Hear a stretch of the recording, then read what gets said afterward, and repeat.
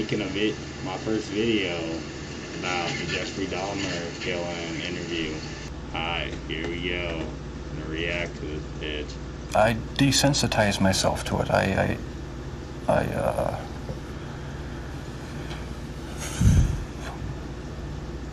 don't know, I went to great lengths. He is pure evil, but you'd never know it by looking at him. But when you hear him, that's another story.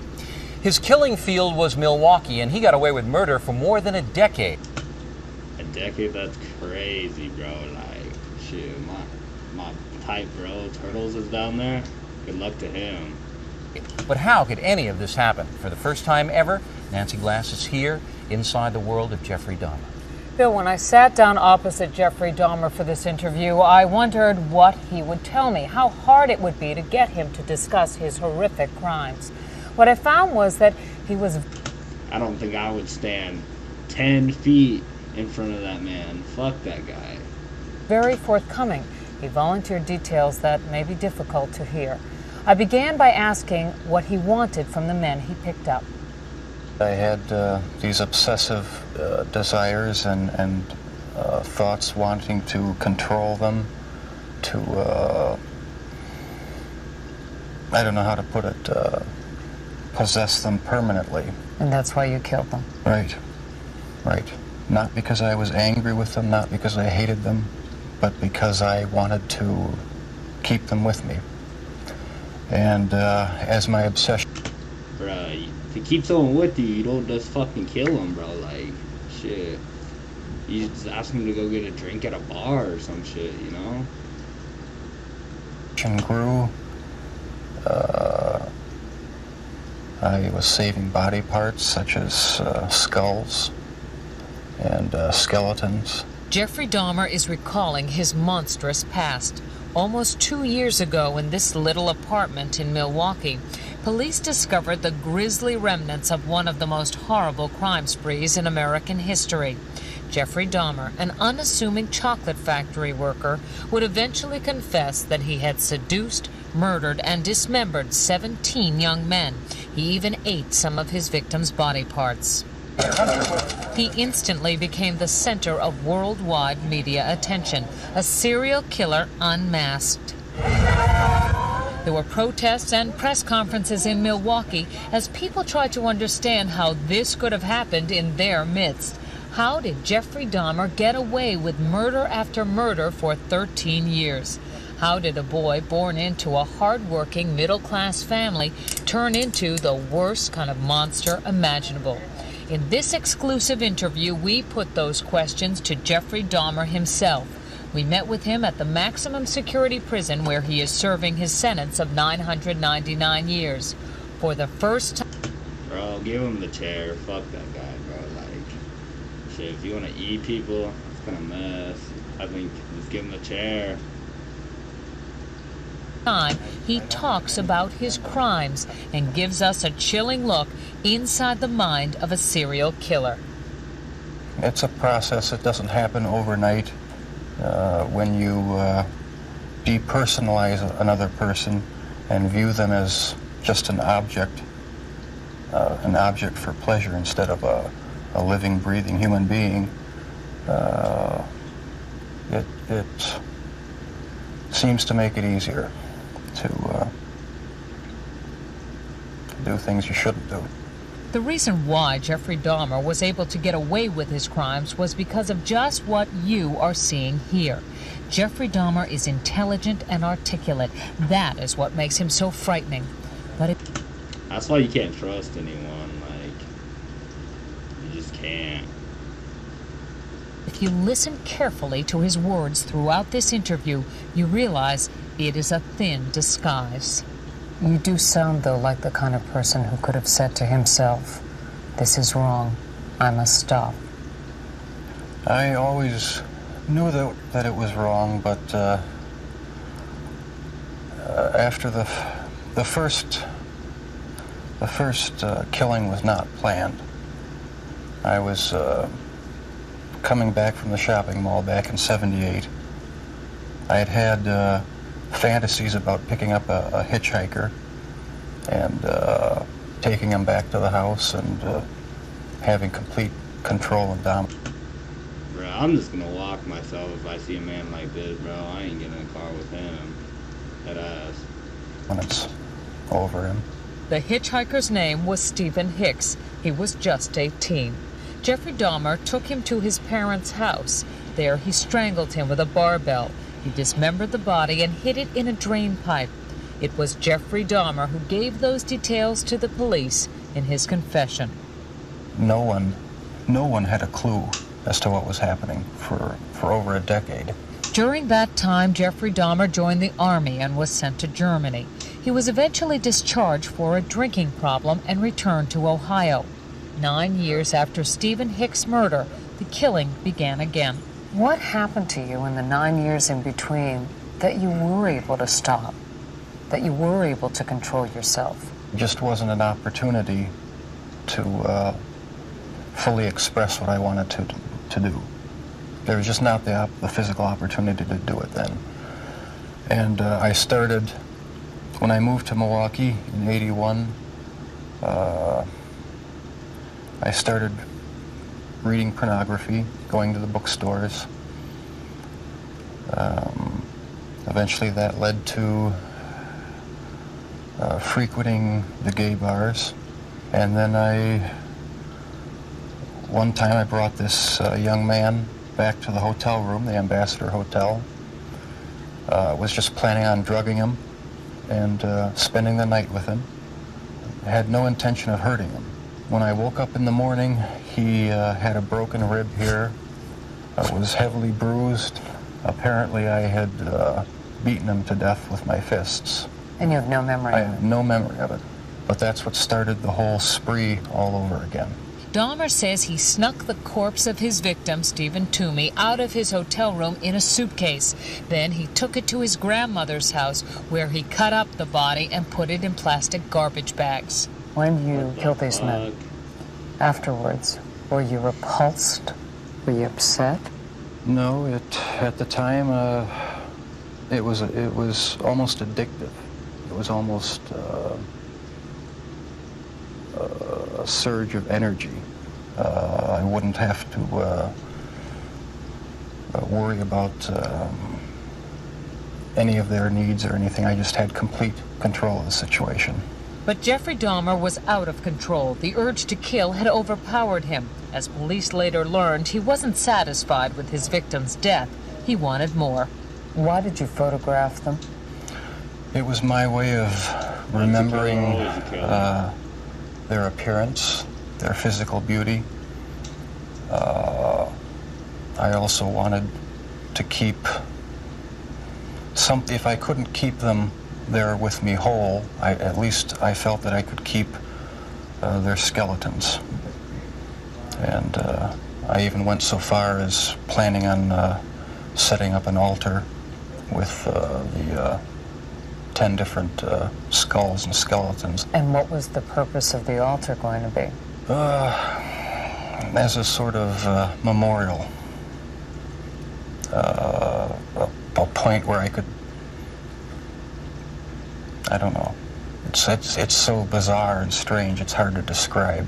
A place where I could collect my thoughts and feed my obsession. When the bodies were still in your apartment, there was no time when you would see them and say, "This is grotesque. What have I done?" There were times, but the compulsive obsession with doing what I was doing overpowered any feelings of revulsion. This man, with a quiet, almost shy demeanor, became a master manipulator who was able to lure strangers he met at gay bars to his apartment. He was even able to con the police into returning a 14-year-old boy to him after neighbors called 911 upset that the child was in the street, naked and bleeding. Dahmer convinced the police that he and the boy were simply having a lover's quarrel. It's an intoxicated boyfriend of another boyfriend. How old was this child? It wasn't a child, it was an adult. How do you get a adult mixed up with a child? Wouldn't you just have to ask for like an ID or some shit? Like, damn. Could have saved that child's life. After the police left, Jeffrey Dahmer murdered that boy, Conorak Synthesomphone. This man says he had a near-fatal encounter with Jeffrey Dahmer. He wanted to take some picture of my back. He hit me with a rubber hammer on my neck. He was lucky to escape because by then the killing had become almost routine.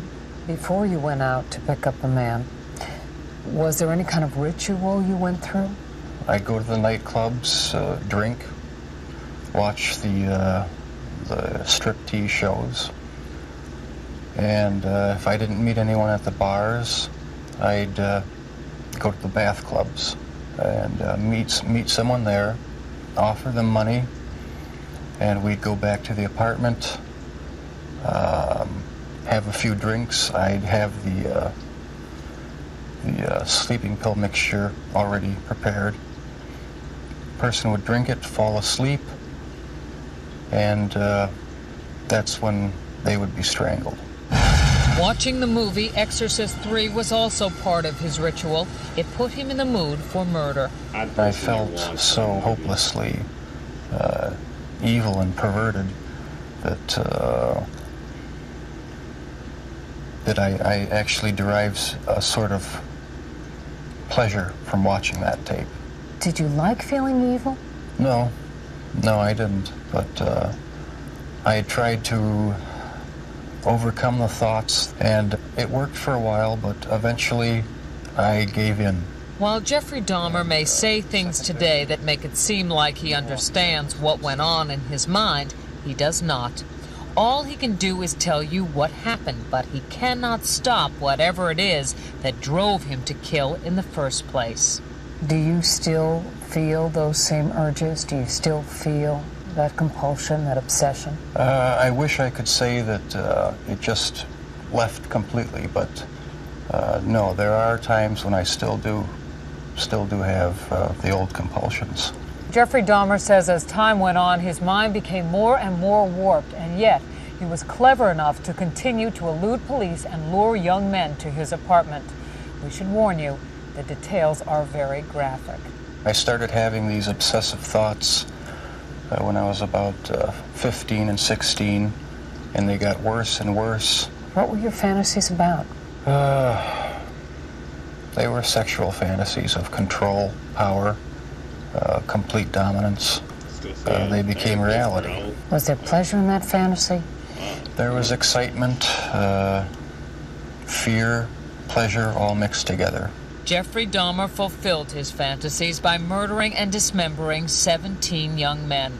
In time, his desires became more extreme, his deeds more grotesque.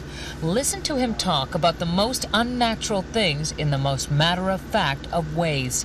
That's when you realize that none of it has touched him. I was branching out. That's when the cannibalism started, eating of the heart and the arm muscle. It was a way of making me feel that they were a part of me. At first it was just curiosity, and then it became compulsive. Then I tried to keep the person alive by inducing a zombie-like state. By injecting first dilute acid solution into their brain or hot water, and it never did completely work. Could someone like you be stopped? Could you be helped? No, I was dead set on going with this compulsion. It was the only thing that gave me any satisfaction. He became so warped by his evil impulses that he even took a victim's head with him to work at the Ambrosia Chocolate Factory. What the fuck in the Willy Wonka type shit is this? Bro was working at a chocolate factory? I think he'd be working at like a fucking, what's it called? A butcher's type shit, bro, where you just cut the meat up and shit. Never would think he would work at a chocolate factory. Kept the mummified head and skull of one of the victims in a carrying case in my locker at work. Were you almost flaunting it? Yes, but that's how strong the compulsion was. That's how bizarre the desire was. I wanted to keep something of the person with me. Jeffrey Dahmer exhibited some disturbing behavior early on. He began drinking heavily as a teenager, dropped out of college, was arrested for indecent exposure, disorderly conduct, and fondling a 13-year-old boy. Tragically, one of his murder victims would be that boy's brother. Do you know what started it? Was there any kind of incident that you can remember? To this day, I don't know what started it. And the person to blame is sitting right across from you. That's the only person. Not parents, not society, not pornography. I mean, those are just excuses. His macabre 13-year crime spree finally ended when this man, Tracy Edwards, brought the police to the infamous apartment. Like the others, he had gone there with the promise of money. He was listening to my heart, because at a point he told me he was going to eat my heart at that point. I hit him and I ran. What was the turning point for you that made you suddenly realize that you had done something terribly wrong, something you should be sorry for?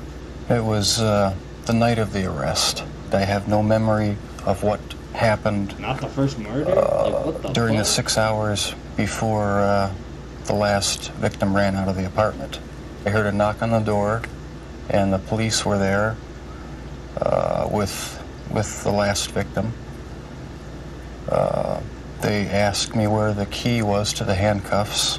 My mind was in a haze. I sort of pointed to the bedroom, and that's where they found the pictures. And they yelled, "Cuff him." And I was handcuffed, and it was just the realization that there was no point in trying to hide my actions anymore. The best route was to help the police identify all the victims and just make a complete confession.